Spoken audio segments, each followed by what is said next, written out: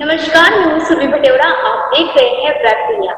कोविड-19 की दूसरी लहर का प्रकोप अब धीरे धीरे कम होने लगा है, लेकिन इसका असर अब बच्चों पर जरूर पड़ रहा है। ऐसे में बच्चों को कोविड-19 से बचाने के लिए फ्लू शॉट देने की बात कही जा रही है।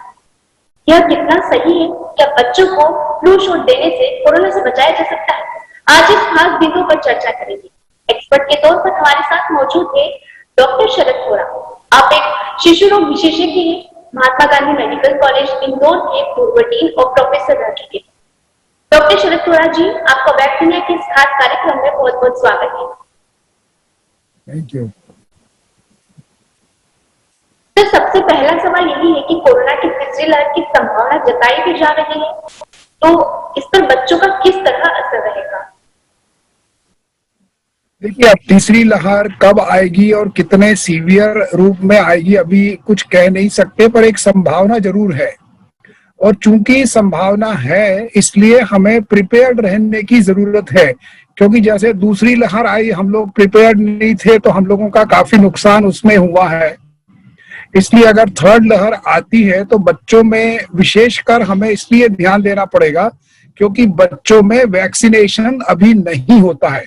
वैसे बच्चे जो हैं वो बहुत कम इन्फेक्ट होते हैं, कुछ एसिम्प्टोमेटिक रहते हैं जिसमें कि लक्षण कुछ नहीं होते हैं, और वो बड़े लोगों को ये इन्फेक्शन दे देते हैं। कुछ बच्चों में फ्लू लाइक इलनेस होती है, थोड़ा सर्दी खांसी बुखार हो गया और बच्चे ठीक हो जाते हैं। ज्यादातर में यही होता है। 0.1 to 0.3% बच्चे ऐसे होते हैं जिनको अस्पताल में भर्ती करने की जरूरत पड़ती है और कभी कभी वो सीरियस होते हैं। अदरवाइज जो है बच्चों में बाय एंड लार्ज ये बीमारी बहुत माइल्ड रूप में होती है, या बीमारी होने के दौरान भी उनको लक्षण नहीं होते हैं और इम्यूनिटी हो जाती है। पर बच्चों को इससे विशेष ध्यान देने की जरूरत इसलिए है, दो चीजें बहुत जरूरी है। बच्चों में होने की संभावना इसलिए ज्यादातर है क्योंकि बच्चों में टीकाकरण अभी अप्रूव नहीं हुआ है, तो बच्चों को हम टीका नहीं दे सकते 18 साल के नीचे। और दूसरा, ये जो बच्चे हैं अगर ये इन्फेक्ट होते भी हैं तो इनसे ज्यादा खतरा हमारे वयस्क और लोग जो एल्डरली लोग हैं घर में, नाना दादा नानी दादी वगैरह, उन लोगों को बच्चों से ज्यादा खतरा है। सर, जैसे कि आपने बच्चों के बचाव की बात की कि वे उनका इम्यून सिस्टम अच्छा होता है, वो जल्दी ठीक भी हो जाते हैं, लेकिन इस वक्त फ्लू टीका देने की बात चर्चा में, तो वो क्या होता है और किन आयु वर्ग के बच्चों को इसे दिया जाता है, इसके बारे में दर्शकों को बताएं। देखिए, फ्लू का जो टीका है वो कई सालों से हमारे पास 2010 में जब वो H1N1 या स्वाइन फ्लू आया था तब हमने उसकी शुरुआत की थी, और उसके बाद से पिछले 8-10 साल से फ्लू का टीका वेस्टर्न कंट्रीज में तो इसके पहले से दिया जाता है, पर हमारे यहाँ पर भी 8-10 साल से फ्लू का टीका दिया जा रहा है।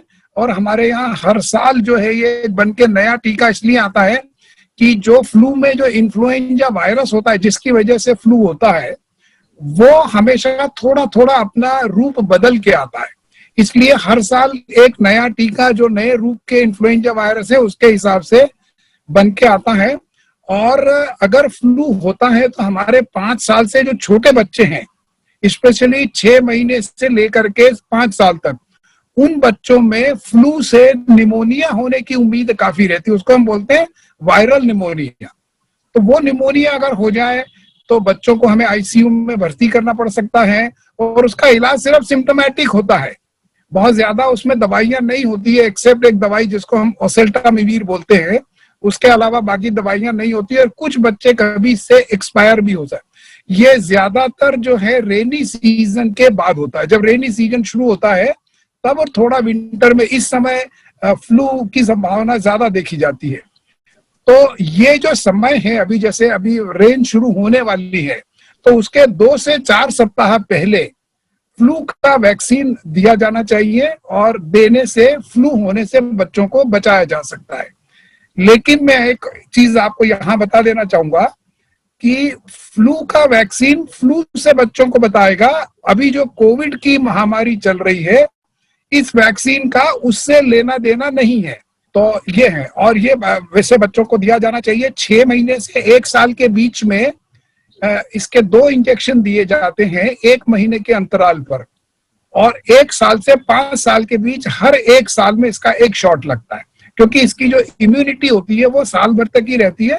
तो हर साल ये 5 साल के छोटे बच्चों को 1 से 5 साल के बीच साल में एक बार लगना चाहिए। बट सर, अभी जो मुख्य बात वो है कि कोविड से बचाने के लिए फ्लू टीका देने के लिए चर्चा है। तो हाल फिलहाल की जो वर्तमान परिस्थिति है, ऐसे में देना अभी चाहिए या नहीं चाहिए? देखिए, एक बात तो हमें ये समझना होगी कि फ्लू अलग चीज है और कोविड अलग है। फ्लू के टीके से कोविड से बच्चा नहीं बचेगा, एक बात।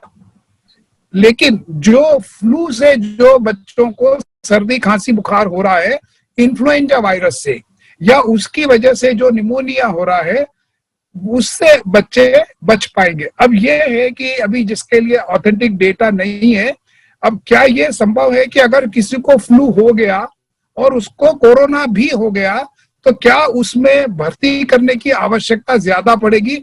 इस बात को सब्सटेंशिएट करने के लिए अभी कोई डेटा नहीं है, लेकिन एक संभावना है कि अगर किसी बच्चे को फ्लू हो गया और उसको कोरोना भी हो गया तो उसकी अवस्था क्या थोड़ी गंभीर बन सकती है। लेकिन कोरोना से बचने के लिए, कोविड से बचने के लिए फ्लू वैक्सीन नहीं है। तो सर, ये जो फ्लू टीका है ये कब दिया जाता है और इसके क्या एडवांटेजेस और डिसएडवांटेजेस है? देखिए, एडवांटेज तो ये है कि जो सर्दी खांसी फ्लू की वजह से या इन्फ्लुएंजा वायरस से होती है बच्चों में, स्पेशली 5 साल से, वो नहीं होगी। किसी बच्चे में अगर वो बच्चा कुपोषित है या वो बच्चे को कोई हार्ट की डिजीज है या उस बच्चे में अस्थमा है या उसको कोई और दूसरी बीमारी जैसे किडनी की बीमारी या कोई मेलिग्नेंसी, कैंसर वगैरह है, ऐसे बच्चों में अगर फ्लू होगा तो उसमें मृत्यु दर और भर्ती होने की संभावनाएं बढ़ जाती है। तो 5 साल से छोटे बच्चे जो हाई रिस्क हैं उन्हें ये टीका दिया जाना चाहिए और हर साल एक बार ये लगाया जाता है, तो इसका प्रोटेक्शन साल भर तक रहता है। टीका लगा ये इंट्रामस्कुलर देते हैं, मसल में इसको दिया जाता है। और छोटे बच्चों में हम ज्यादातर 2-3 साल से छोटे बच्चे होते हैं तो थाइज में देते हैं, और थोड़ा बड़ा बच्चा हो तो डेल्टॉइड में आर्म के ऊपर लगाते हैं। ये टीका लगने के बाद 24 घंटे बच्चे को थोड़ा सा इंजेक्शन साइट पर हल्का सा दर्द और थोड़ा सा बुखार आ सकता है, बस उतना। साइड इफेक्ट दूसरे वैक्सीन जो लगाते हैं उससे भी होता है। तो ये नॉर्मली जब वैक्सीन इफेक्टिव होता है बच्चों में तो ये थोड़ी सी बातें हो सकती है, वो सामान्य चीजें हैं, पर इसका एडवांटेज है और इसको लगाया जाना चाहिए फ्लू से बचने के लिए। सर, अगर देखा जाए तो कोरोना के जो लक्षण है और जो फ्लू के लक्षण है वो कहीं ना कहीं बहुत समान है। तो इसका एक एडवांटेज ये हो सकता है कि जैसे क्या है कि अभी अगर किसी भी बच्चे को बुखार आता है या उसको थोड़ी बुखार के साथ सर्दी खांसी होती है तो कोई भी डॉक्टर उस बच्चे का सबसे पहले आरटी-पीसीआर टेस्ट कोविड के लिए करवाते हैं। अगर मान लीजिए कि वो इन्फ्लुएंजा की वजह से सर्दी खांसी बुखार बच्चे में होना है और उसको हम वैक्सीन लगा देंगे, तो वो अगर सर्दी खांसी बुखार इन्फ्लुएंजा की वजह से नहीं होगा तो हम जो ज्यादातर कोविड सस्पेक्ट कर रहे हैं उसी बीमारी में, उसमें कोविड की जांच करने से बच्चे बच जाएंगे। मतलब लक्षण सेम है, लक्षण तो दोनों के लगभग एक ही है, लेकिन अगर हम उसको इन्फ्लुएंजा वैक्सीन दे देंगे तो इन्फ्लुएंजा वैक्सीन की वजह से जो होना है उससे बच्चे बच जाएंगे। तो हमें अननेसेसरी, जैसे हो सकता है कि इन्फ्लुएंजा की वजह से उसको सर्दी खांसी बुखार हो रहा है तो उसका आरटी-पीसीआर नेगेटिव आएगा। तो जो अननेसेसरी हमें जांच करवाना है वो अगर इन्फ्लुएंजा की वजह से हो रहा है तो वो जांच करवाने से हम बच जाएंगे, और बच्चों में जो तकलीफ सर्दी खांसी बुखार और इन्फ्लुएंजा की वजह से 4-5 दिन होती है उससे भी बच्चा बच जाएगा। और बच्चे को अगर कोई दूसरी बीमारियां भी लगी हुई है तो उसको हम भर्ती करने से बच जाएंगे। इसलिए वैक्सीन को लगाना चाहिए।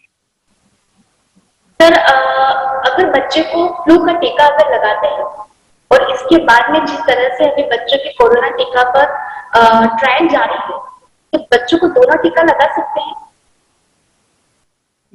हिंदुस्तान में अभी बच्चों के लिए कोरोना का वैक्सीन अप्रूव नहीं है।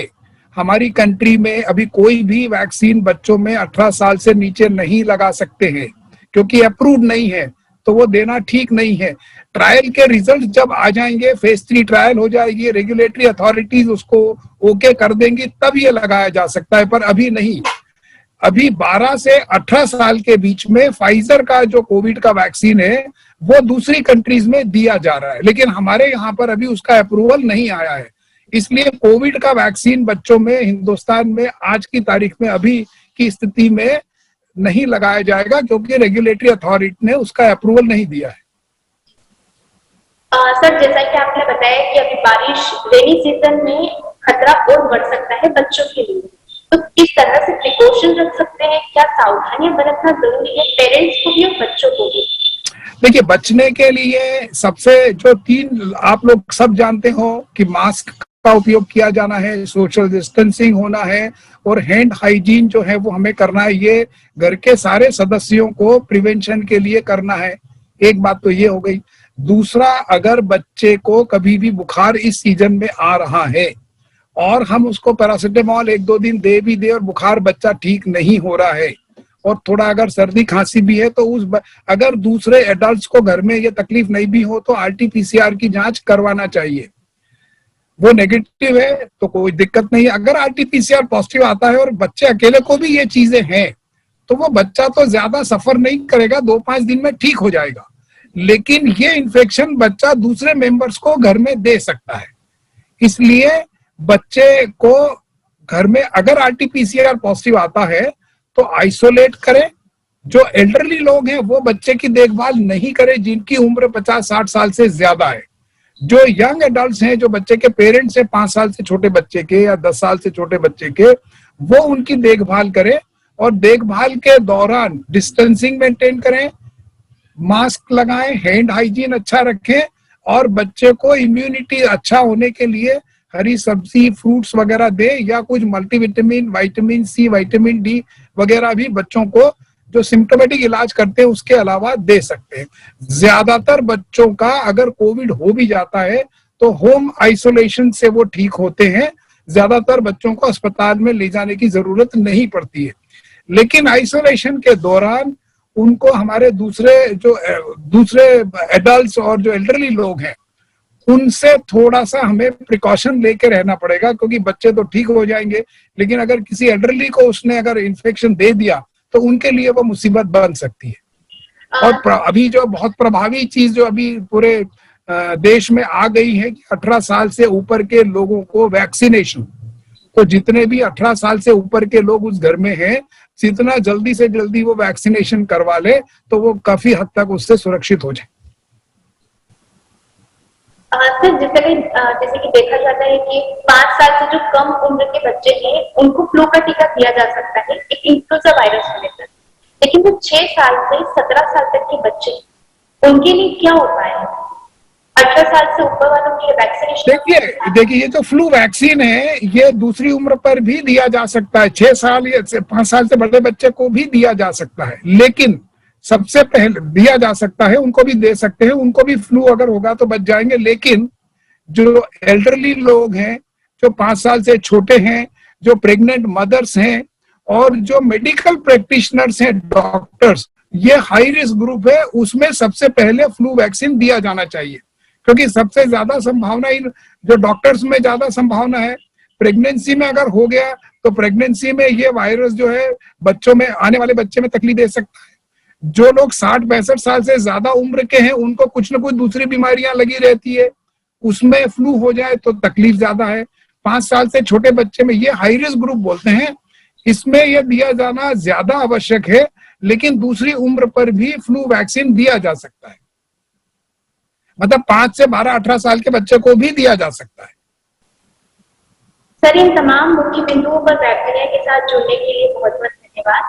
ये थे हमारे साथ डॉक्टर शरद थोरा, जिन्होंने बताया कि फ्लू टीका बच्चों के लिए कितना सही है, क्या सावधानियां बरती जा सकती है। जल्दी ही आपसे चर्चित मुद्दों पर होगी मुलाकात। अन्य देश विदेश की खबरों के लिए विजिट कीजिए राजधानी.com।